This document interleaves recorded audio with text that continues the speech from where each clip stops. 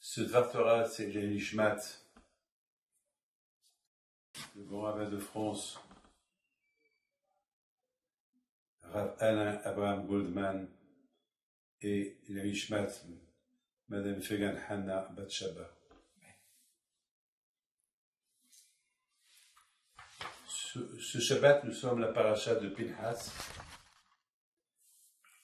La paracha de Pinhas, elle est importante parce que nous parle de la récompense qu'Akadosh Baruch Hu il a donnée à Pinhas d'avoir à baisser la colère d'Hachem.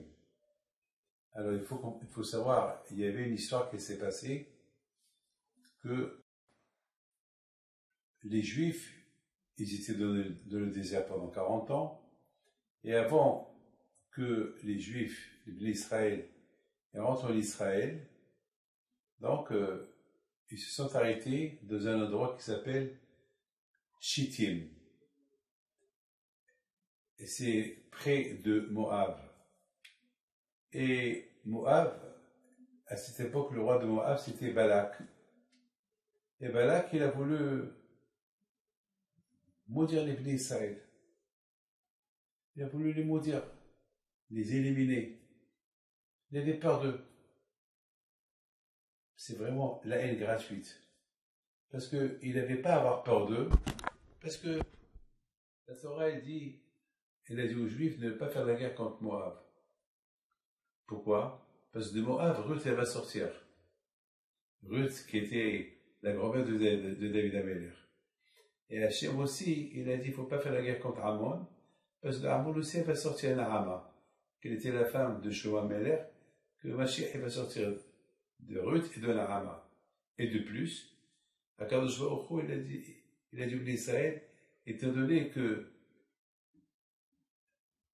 Moab et Ammon, ils étaient les enfants de Lot, et Lot était le neveu d'Abraham, et Abraham, il l'aimait beaucoup. Alors, par rapport à Abraham, Akadosh Baruch Hu, il a donné même il a même donné des nations à Moab et à Ammon. Et en plus, Hachem a dit à Moshe Rabbeinu de dire au Béni Israël que jamais les Juifs ils doivent faire la guerre contre Moab et contre Ammon. Et voilà, ce traître-là de Balak, il veut les éliminer. Vraiment, la haine gratuite. Donc, il demande à Bilam. Bilam, il était content. Il était content. Pourquoi? Parce qu'il a proposé une grosse somme d'argent. Et Bilam, il adorait l'argent. Mais Hachem, il a dit à Bilam, non, tu n'achètes pas les blés d'Israël. Et on est resté comme ça. Il a dit à Hachem, alors laisse-moi les bénir. Akadosh Baruch Hu lui a dit non, c'est pas la peine de les bénir. Qui va au le peuple d'Israël, il est béni. Hier, j'ai expliqué pourquoi Hachem n'a pas voulu que Bilam bénisse Israël, alors que oui, le problème. Et j'ai réfléchi, j'ai dit, étant donné que Bilam, il était rachat, sa bouche, elle était mauvaise, elle était pleine de touma. Il paraît qu'il avait même des relations, d'après Hachamim, il avait des relations avec son ânesse. C'est de la folie, oui. Bilam, il avait des relations avec l'âne, avec son ânesse. C'est de la folie. Alors, ça veut dire qu'il était tamé, il était impur. Ça veut dire que tout ce qui sort de sa bouche, c'est tamé. Donc, même la bracha, c'est comme par exemple, à quelqu'un qui il mange du cochon, et il fait la bracha chez Akoni avec Varo. Une fois qu'il a mangé le cochon, il dit bon, il est fâché de rabot. Il fait le bracha après. Donc, Bilam aussi. Quelle bracha il peut faire au Béni Israël avec cette bouche qu'elle est impure? Donc, je lui ai dit non, c'est pas la peine. Je ne veux pas ni de tes brachot, ni de tes malis. Ça, c'est Gebaou. Lorsque Bilam, il a vu que finalement il ne peut pas maudire les Béni Israël et même pas les bénir, alors il a donné un mauvais conseil à Balak. Et tu sais quoi? Ici à Moab, il paraît que vous avez des belles femmes. Et allez, envoyez vos belles femmes chez les Juifs. Pourquoi? Parce que les Juifs, ils avaient besoin du lin et de la laine pour faire le talit. Donc les Juifs, ils ont voulu faire acheter le lin et la laine. Bon, Moshe Rabbeinu, au départ, il leur a dit, c'est pas la peine, pas pour le moment. Et ici, c'est pas le moment. Est-ce que pour retrouver en Israël? Ben, ils sont sortis. Mes amis, il s'est passé que les femmes de Moab et les femmes de Midian, ils ont construit des tentes, beaucoup de tentes, des centaines de tentes. Il y avait des vieilles femmes qui étaient à la porte des tentes. Et ils appelaient les Juifs, ceux qui veulent du lin, la laine, ceux qui veulent du lin, la laine. C'est Bilam qui l'a donné cette idée. Et à l'intérieur de la tente, il y avait une très jolie femme. Elle était presque à moitié nue. Donc, quand le Juif, il arrive, il voit une vieille, il n'y a pas de problème. Il lui dit, tu rentres. Il rentre, il voit une femme avec le lait et la laine de ses mains. Le fait qu'il voit, il a envie. Alors, elle lui dit, eh ben, si tu veux avoir des relations avec moi, il faut que tu embrasses mon idole, Ma'abod Hazara. Il faut que tu manges avec moi. Tellement qu'ils avaient envie, le Yitzhara était fort. Et le Zohar Kadosh dit que Bilam, la force de Bilam, c'est de créer la Touma. Étant donné que lui, il était impur, il allait avec son ânesse. Alors il a créé une Touma de débauche. Et le Zohar dit que cette Touma de débauche, elle va rester jusqu'à la venue de Mashiach. Toute cette débauche qu'on voit aujourd'hui, c'est à cause de la débauche qu'elle a créée Bilam. Et c'est la raison pourquoi Moshe Rabbeinu, il a enterré en face l'idole de Péor. En face. Pourquoi? Pour réduire la ta'ava, l'envie de la débauche. Alors ça veut dire que Moshe Rabbeinu le pauvre, il est enterré en face Bilam, en face l'Avodah Zara de Péor, hein, pour réduire la force de la Touma de la débauche. Et avec tout ça, regardez ce qui se passe aujourd'hui. Alors imaginez-vous que si Moshe Rabbeinu n'aurait pas été enterré là-bas, aujourd'hui, ça aurait été catastrophique. Déjà, regardez ce qui se passe aujourd'hui. Tout ça, c'est l'1% de la débauche de Bilam. C'est la folie, hein. Alors, il s'est passé que, ça c'est l'idée que Bilam, il a donnée à Balak. Mets-leur des femmes, parce que le bon Dieu n'aime pas la débauche. Et si tu leur mets des femmes, alors, ils vont fauter avec eux, et Hachem va s'énerver, il va leur envoyer une épidémie, peut-être ils vont mourir des centaines de milliers de Juifs. Eh bien, c'est ce qui s'est passé. Les Juifs, naïvement, ils sont partis pour acheter le lait et la laine, et ils ont été piégés par ces femmes-là. Ils ont eu des relations avec eux. Et malheureusement, ils ont bu, et ils ont fait l'arbre d'Azara. C'était dégoûtant. Et vous voulez savoir c'était quoi l'arbre d'Azara de Péor? Vous n'allez pas croire. C'est la Avodah Zara la plus dégoûtante du monde. C'est un homme, il fait ses besoins. Oh. Oui. Et après, il va se prosterner devant ses besoins. C'est dégoûtant. Oui. C'est pour ça qu'on l'appelle Péor. Péor, c'est Péatabat. C'est là où ça sort les besoins de la personne. Dégoûtant. C'est incroyable. C'est ça, Péor. C'est la folie. Donc, bien sûr, il y a qu'un jour où il s'est énervé. Bien sûr, il y a eu beaucoup de morts. Et maintenant, il s'est passé quelque chose. Qu'est-ce qui s'est passé? Il s'est passé que chez Beth Shimron, ils sont partis chez Zimri. Zimri, c'était le chef à eux. Le chef de... Ils lui ont dit, mais il y a beaucoup de Juifs qui sont en train d'être jugés parce qu'ils sont partis avec des femmes de Midian et de Moab. Et toi, tu fais rien. Ils sont en train de les juger, ils sont en train de les pendre, ils sont en train, le bidin, ils sont en train de les tuer, et toi, tu fais rien du tout. Alors lui, il savait pas quoi faire. D'un côté, c'était le chef de la tribu de Shimon. Et elle avait peur de perdre sa place. Alors, puisqu'elle avait peur de perdre, elle a voulu se montrer. Qu'est-ce qu'il fait? Lui aussi, il va, il apporte la fille la plus importante de Midian. La fille d'un roi. Parce qu'il y avait la fille d'un roi. Et il va chez Moshe Rabbeinu. Il dit à Moshe Rabbeinu, cette fille-là, c'est une Midianite. Je peux aller avec elle ou pas? Il dit, non, c'est péché. Il dit, oh, c'est péché. Alors la tienne qui t'a permis, Tsipora qui t'a permis, mais Tsipora ta femme, c'est une Midianite. Moshe Rabbeinu était choqué. Il ne savait pas quoi faire. Il est resté bouche bée. Il ne savait pas quoi faire. Il ne savait pas quoi faire. Beaucoup de fois, ça nous arrive. On voit quelque chose, on est choqué. Imaginez-vous que Dieu préserve. Vous voyez un rabbin qui se rase la barbe. Vous êtes choqué. Vous voyez par exemple un juif que vous connaissez, un juif religieux, assis dans un restaurant, en train de manger du tarif. Ça choque.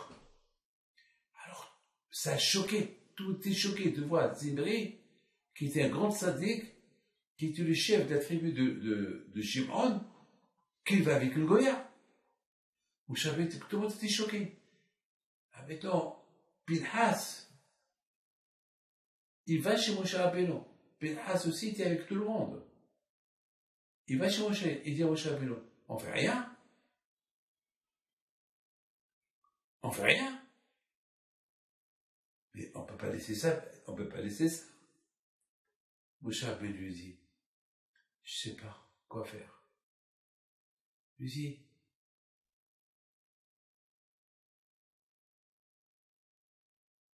mais si tu peux rien faire, moi je veux faire. Il dit, ben si tu veux faire, pas. Et là, Pinhas, qui prend la lance, il court, il a risqué sa vie. Il rentre dans la tente où il y avait Zimri avec El Goya. Il était en train de faire les relations avec elle. Il était en train de faire la Havera avec elle. Il rentre avec la lance. Il y a eu un gros miracle.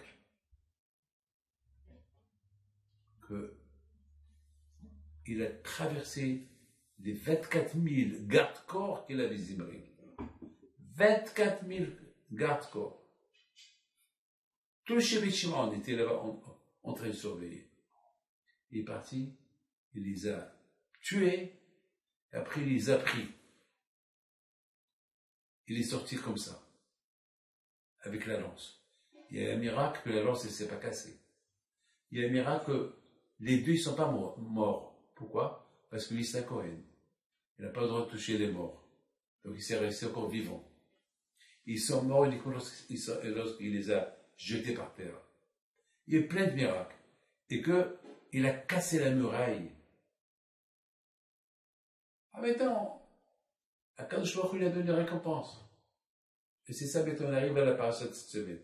Il dit, ce que Pinhas, il a fait, en faisant ce qu'il a fait, il a arrêté la Magéfa, parce que la Magéfa, la pandémie, elle a commencé.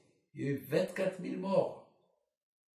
Et si Pinhas, il n'aurait pas tué Zimri, à Shimish mort, alors il y aurait eu des centaines de milliers de morts, peut-être tout le monde. Maintenant, la question que j'ai, pourquoi Pinhas, il est rentré dans ce, c'est pas son problème, c'est Moshe Rabbeinu. Pourquoi lui, il a pris ce risque-là? Et de plus, j'ai vu beaucoup de rabbins qui posent une belle question. Ils disent, vous savez que elle n'a pas le droit de compter sur un miracle. Imaginez-vous, lui tout seul contre 24 000 personnes, qu'ils étaient tous armés, c'est risqué. 24 000 personnes, tous armés, casser le mur et sortir avec eux. Ils auraient pu le tuer. Lorsqu'il est sorti avec les deux, ils auraient pu les tuer. Ils auraient pu tous le tuer. Pourquoi faire ça? Où est le problème? Mais c'est pas ton problème, Pinhas. Mais qu'est-ce qu'il est rentré dans la tête de Pinhas de faire ce qu'il a fait? J'ai beaucoup réfléchi. Et en plus, Akadosh Baruch Hu lui a donné une grande récompense. Alors que nous, on sait qu'en dans ce monde-là, tu fais mitzvah, tu n'as pas de récompense. On dit Sraber al-Malika. Dans ce monde-là, il n'y a pas de récompense. Tu fais mitzvah, il n'y a pas de récompense. Alors, paie-les. Il y a une question qui se pose. Pourquoi? Akadosh Baruch Hu lui a donné la récompense, il lui a donné la longue vie, il a rendu Eliyahu Navi, il lui a donné beaucoup de choses, il lui a donné.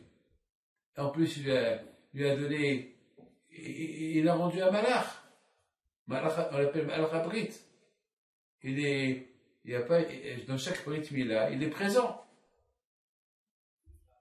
Donc la question, elle est énorme.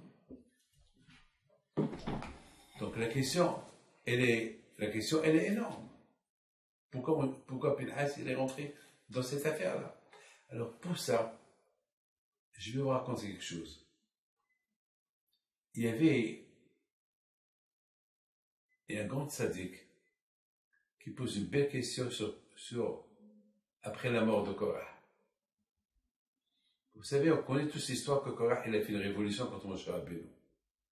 Et Moshe Rabbeinu, à la fin, il a dit, Korah, qu'est-ce que tu veux? Tu dis que moi je suis un faux prophète? Alors voilà. Si je suis un faux prophète, alors le bon Dieu va le montrer maintenant. Voilà, je dis à Hachem qu'il ouvre la terre et elle va t'avaler, toi et tout le monde. Et les 250 personnes qui sont avec toi. Ils vont être brûlés. Et si moi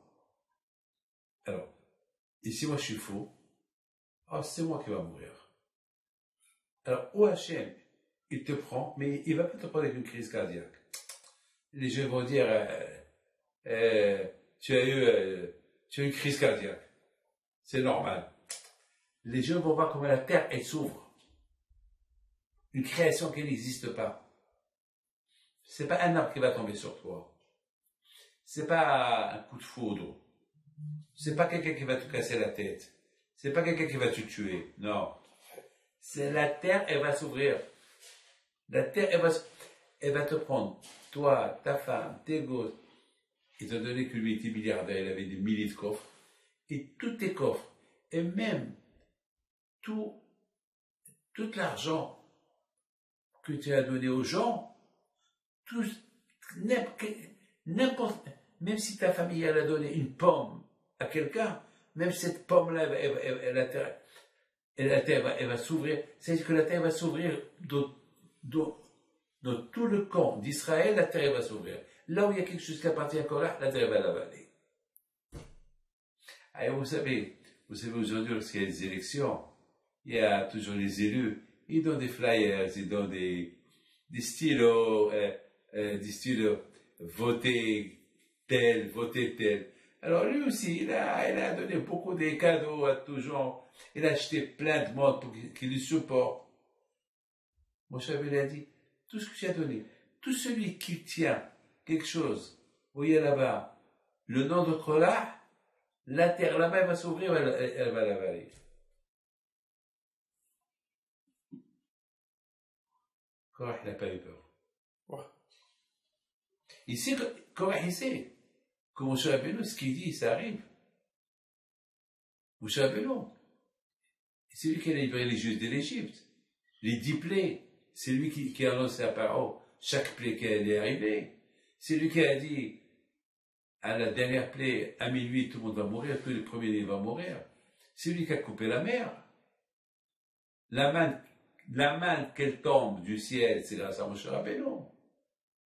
Mais vous, le Korah, il n'a pas peur. C'est quoi, tu ne crois pas que... Et tu n'as pas peur que c'est Moshe Rabbeinu. Si tu détrônes Moshe Rabbeinu, grâce à qui la manne va descendre? Quoi, grâce à toi? Non. était convaincu.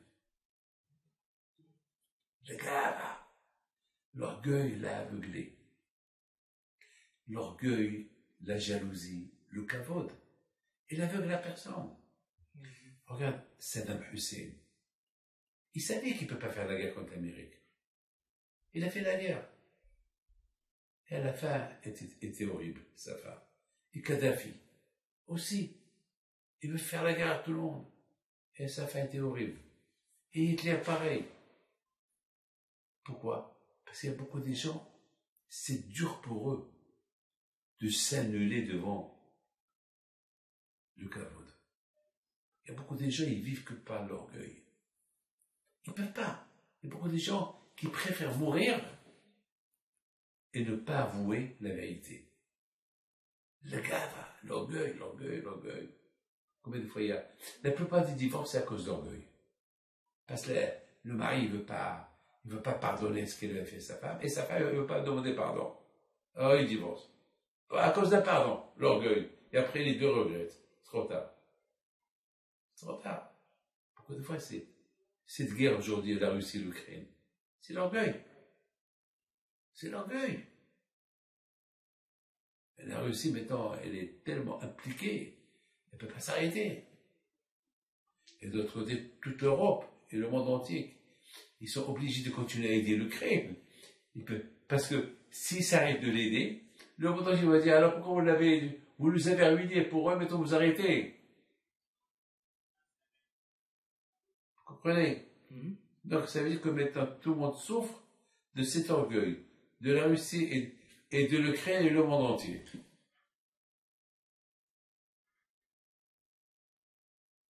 Maintenant, il y a un grand sadique qui pose une belle question. Il dit, une fois que la terre s'est ouverte, elle a avalé Korah, elle a avalé tout. C'est de la folie. Il n'y a pas un endroit où il y avait un juif où la terre ne s'est pas ouverte pour avaler ou un stylo, ou un crayon, ou un pull. Ici, quelqu'un qui portait un pull que quand il a donné, la terre, elle a aspiré le pull. Oh, c'est la folie. La folie. Mais c'est écrit dans la Torah qu'après, il s'est passé quelque chose.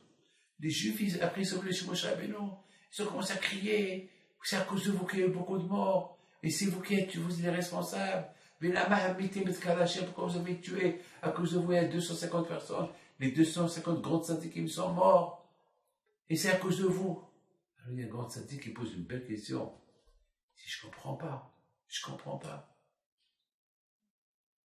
Avec tout ce qu'ils ont vu les Juifs, ce que Hachem il a fait, à Korah et à tous ceux qui ont fait la guerre à Moshe Rabbeinu, encore maintenant il vient faire la guerre à Moshe Rabbeinu.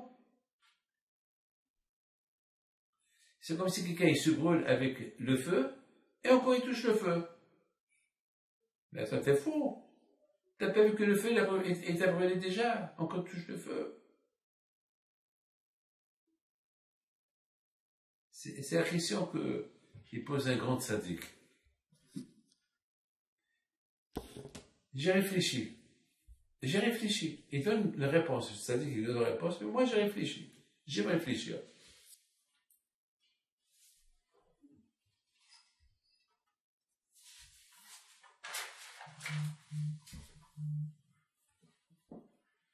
Moi j'aime réfléchir.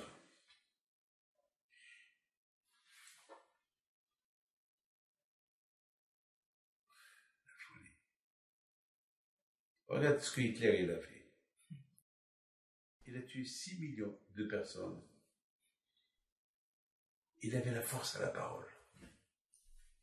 Avec sa parole, il a réussi à acheter le monde entier.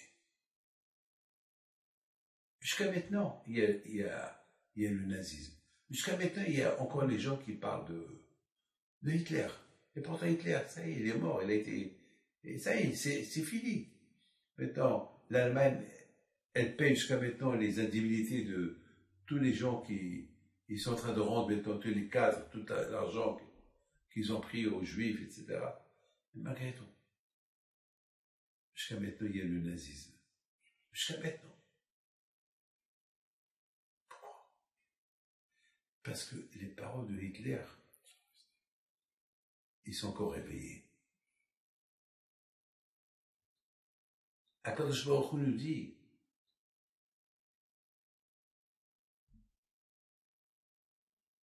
qu'il n'a pas voulu laisser Bilam bénir les Juifs. Pourquoi? Parce que sa bouche était pour être sale. Mais il y a une seule phrase que Bilam il a dit que cette parole, que cette phrase-là, on l'a dit jusqu'à maintenant.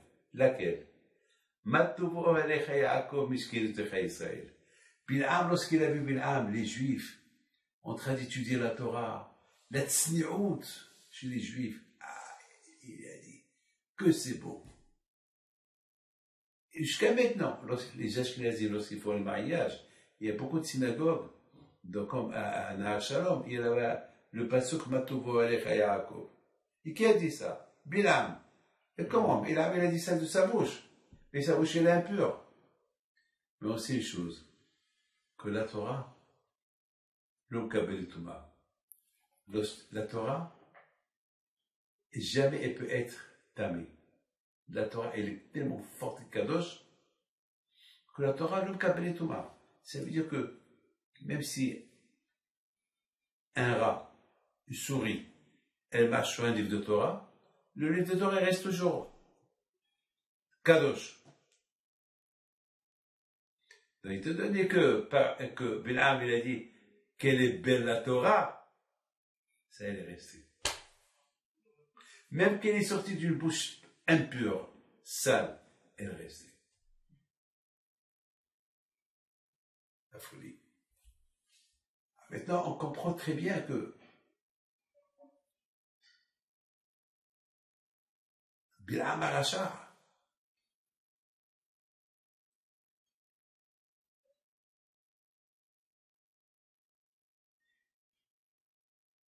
il a laissé l'influence de la Touma, la débauche. Le problème de Pinhas était, si ce Zimri-là, parce que tout à l'heure on a posé une question, on a dit, de quoi Pinhas il se mêle? Si Moshe ne fait rien, de quoi lui? Ben, il se mêle. Il avait peur de la shpa'a, de l'influence de Zimri. Parce que les Juifs vont dire, si Zimri, qui est le chef des Juifs, il est avec une Goya, donc nous aussi on peut faire pareil. Donc c'est la raison pour laquelle il est parti, il les a tués, pour arrêter cette influence, pour arrêter cette hashpa'ara, cette mauvaise influence. Beaucoup des jeunes y tombent à cause de l'influence des copains. Mais donc vous comprenez pour Korah, c'est la raison pourquoi Akadosh Baruch Hu, non seulement qu'il a puni Korah, il a puni 250 personnes. Pourquoi il les a punis, les 250 personnes? Qu'est-ce qu'ils ont fait? Ils n'ont rien fait. Pourquoi il les a punis? C'est Korah, c'est lui le fautif, oui ou pas? C'est lui qui a incité tout le monde. Eux, ils sont tombés dans le piège. Mais parce que le fait qu'eux, ils ont suivi Korah, si Hachem ne les punit pas, alors eux, ils vont être la source de la mauvaise influence de Korah. Eux, ils vont continuer à défendre Korah. Même que Korah, il a été puni, il est plus, la terre est engloutie, mais quand même, ils étaient les Hasidim de Korah.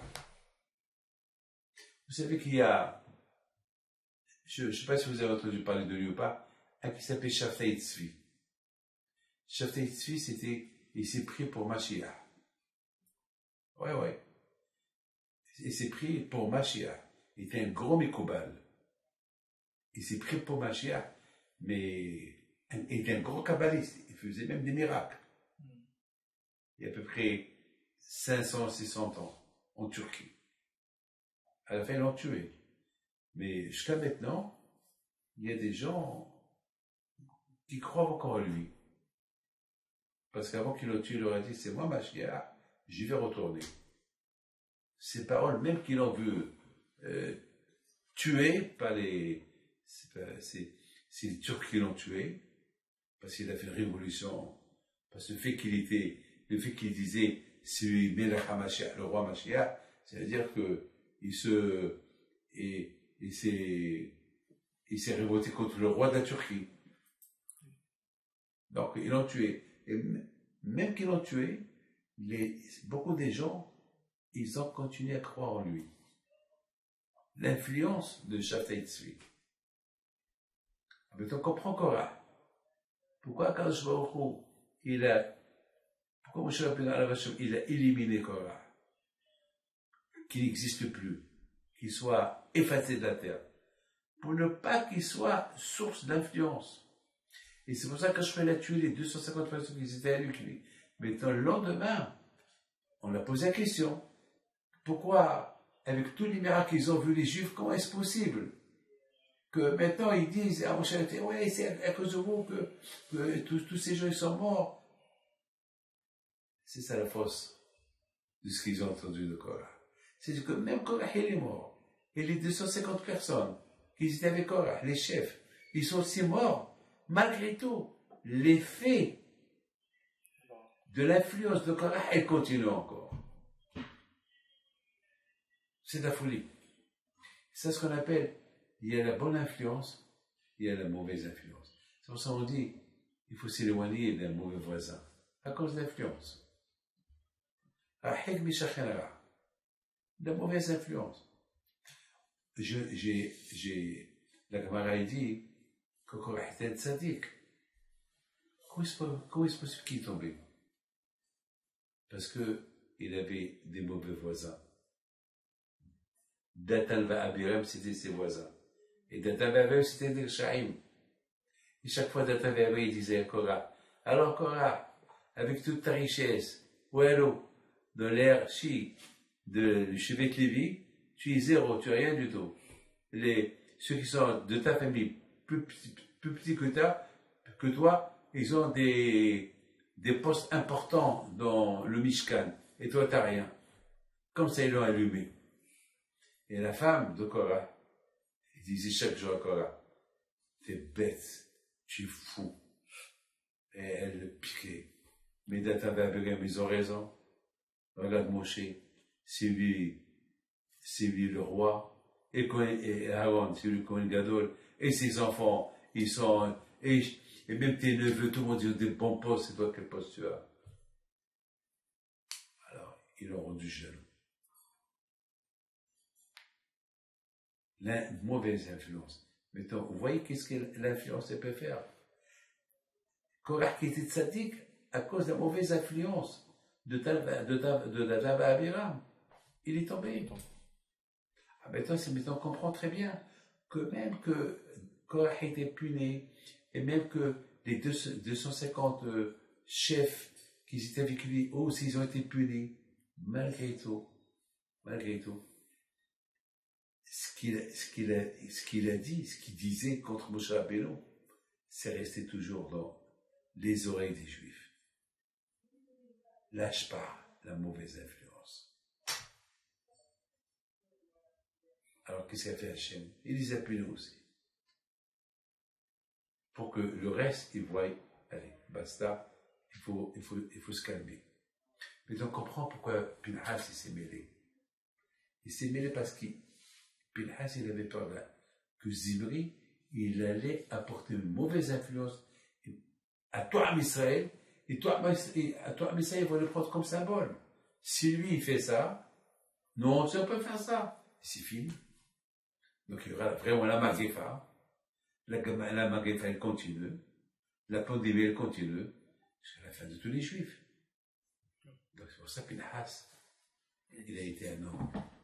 On dit, comme chez un ish, lorsqu'il n'y a pas un homme qui sait mettre de l'ordre, alors à toi de te lever et faire de l'ordre. Je termine mon cours avec une phrase. Le grand rabbin de France, Alav Shalom, Rabbi Abraham Goldman, il était très humble, je l'ai connu. C'était un homme de Hashpa, un homme de beaucoup d'influence, de la bonne influence. Il a beaucoup aidé la communauté. Beaucoup. Baruch Hashem, il a vécu longtemps. Et pendant que son fils, M. Arié, m'a appelé pour me demander une bracha, soudainement j'entends des cris. J'ai pas fait la bracha, il était mort. Il était décédé. Alors, Shalom, que Dieu repose son âme en paix, Donc, je termine avec une belle histoire qu'il m'a raconté Zikri. Avant-hier, j'ai reçu des gens chez lui. Il m'a raconté une super histoire de Rabbi Haim Pito. Bientôt c'est les Lula. Il m'a raconté que l'année dernière, il a acheté un talit à Essaouira pour la bar mitzvah de son fils. Et il y avait des talit des blanches, il y avait des talit qui étaient blancs avec des rayures noires, grises. Et lui, il voulait une blanche. Bon, il n'a pas trouvé. Finalement, il a pris une avec des rayures. Bon, il n'avait pas le choix. Mais il avait la peine tout le temps. Et il y a quelque temps, le jour de sa bar mitzvah, de son fils, il a acheté les pochettes du talit. Et il va pour chercher le talit. Bon, il ouvre le talit. Il voit le talit qui était blanc. Alors, il dit rien du tout. Il va chez sa femme. Et il dit à sa femme, dites-moi, le talit qu'on achetait à la Haim Pito l'année dernière, il y a 6 mois, il était blanc, il était comment? Non, il n'était pas blanc malheureusement, on l'a ouvert chez nous, il y avait des rayures, et ça nous a pas, ça nous a pas, on n'était pas heureux, on n'était pas content. Mais pourquoi tu poses cette question? Il lui demande. Il lui montre le talit, il est blanc. Je comprends rien. Je voulais un talit blanc. Et Rabbi Haim Pito, il n'a pas voulu me faire du chagrin le jour de la bar mitzvah de mon fils. Il est blanc. Mais comment tu comprends cette histoire? Lorsqu'on écoute des histoires comme ça, on ne comprend pas. On ne comprend pas. Vous, monsieur Fergan, je connais votre maman, Zechona Libraha, la Mouna qu'elle avait dans le Tzadik. Et vous aussi, il y a eu une histoire avec Maggie Levé, qu'une fois, le verre de Rabbi Haim Pito de chez vous, il s'est cassé, et vous avez eu de la peine, et vous avez cherché un verre en verre pour Rabbi Haim Pito, et vers l'après-midi, vous rentrez chez vous, vous trouvez un verre de Rabbi Haim Pito à côté de votre porte, le même que celui qui s'est cassé. Et c'était Maggie Lebé qui vous l'a envoyé. Et vous avez appelé Maggie Lebé, mais pourquoi vous m'avez envoyé vous lui avez demandé pourquoi vous envoyez ce verre, comme vous le savez, et vous a dit, eh ben, j'étais en train de faire de l'ordre dans ma cuisine, et j'ai trouvé un verre de Rabbi Haim Pito en plus, et j'ai pensé à vous. Et au moment qu'elle a pensé à vous, c'était le moment que votre verre, il s'est cassé. Vous avez eu de la peine. Et que Akash, il a vu la peine que vous avez eue, et il vous a apporté un verre de Rabbi Haim Pito.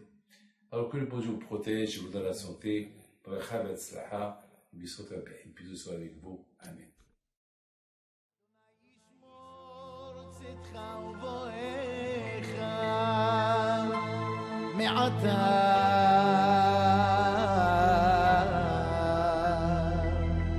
ועד עולם